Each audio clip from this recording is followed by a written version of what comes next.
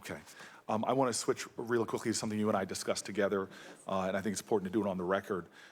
We talked about the challenges of the LGBT community, even here in the United States.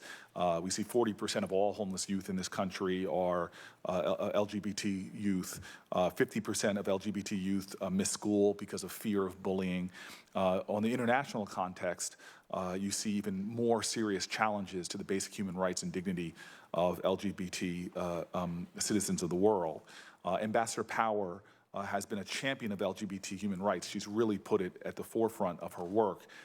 She put the issue at the heart even of the Security Council, which is a pretty important and bold step.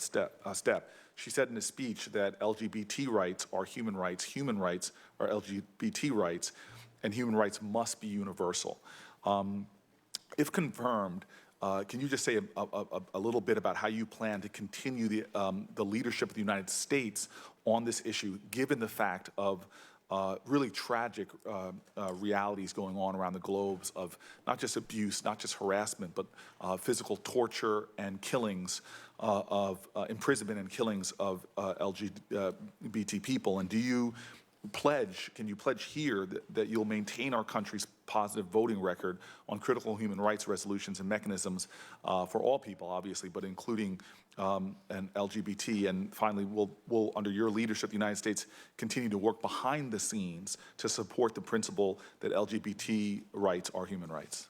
Thank you, Senator, for that question. I think it's very important that we talk about America's values. And when it comes to America's values and opportunities, we do not allow for discrimination of any kind to anyone.